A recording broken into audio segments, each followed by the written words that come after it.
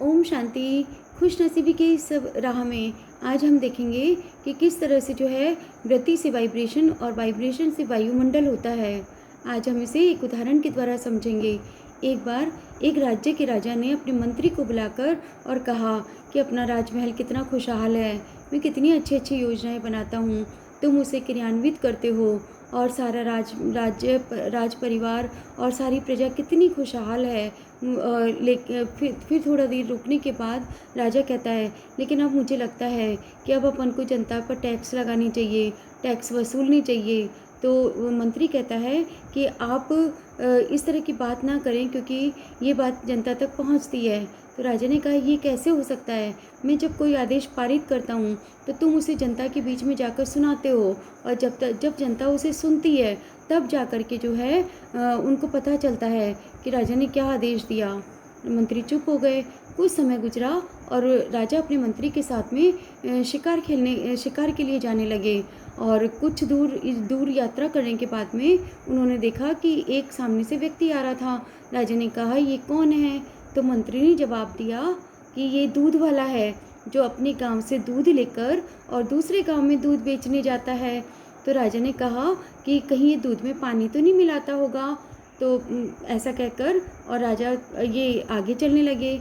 मंत्री रुका और मंत्री ने उतरकर और उस दूध वाले से कहा कि चूँकि राजा सिविल ड्रेस में थे, राजा शिकारी की ड्रेस में थे, तो जो दूध वाला था उसने राजा को नहीं पहचाना। और मंत्री ने उस व्यक्ति से, दूध वाले से कहा कि यहाँ का राजा बहुत विपदा में है, लगातार युद्ध के कारण उसकी स्थिति और उसकी तबीयत सही नहीं है, बहुत बीमार है वह। तो यह सुन कर के वह व्यक्ति कहता है, मैं क्या करूं, वो बीमार है तो वो कितना भी बीमार रहे, अगर वो मर भी जाए तो मेरा क्या। इतना कहकर और वो वापस अपने दूध बेचने के लिए चल पड़ा। फिर तो जब ये राजा और मंत्री कुछ दूरी तय करके और जा रहे थे तो सामने से एक बुढ़िया आ रही थी, बूढ़ी अम्मा। तो बूढ़ी अम्मा के सर पर जो है लकड़ियों का गट्ठर था। ये देखते हुए राजा ने कहा कि ये बूढ़ी माँ कौन है?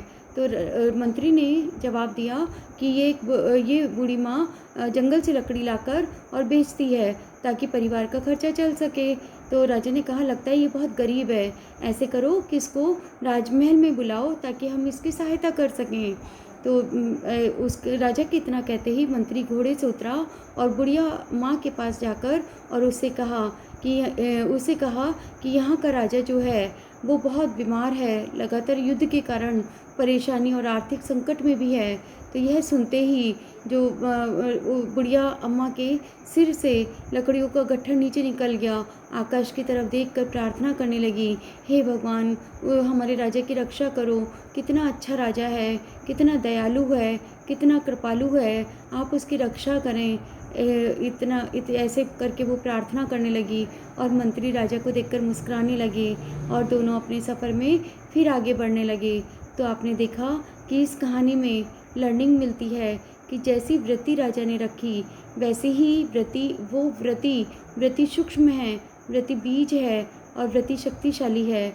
इस वृत्ति इसलिए कहते हैं कि मन में जो हमारी भावनाएं हैं उसको बहुत शुद्ध और शुभ रखो, ताकि वह दूसरे के, क्योंकि वह तुरंत व्यक्ति के पास पहुंचती है, दूसरे व्यक्ति जिसके बारे में सोचते हैं। इसलिए हर पल खुश रहने का मंत्र है, अपने चित्त को बहुत सुंदर बनाओ, हर पल ईश्वर की याद में रहो और हर पल अच्छा सोचते रहो। आपका जीवन मंगलमय रहे, ऐसी मेरी शुभेच्छा। धन्यवाद।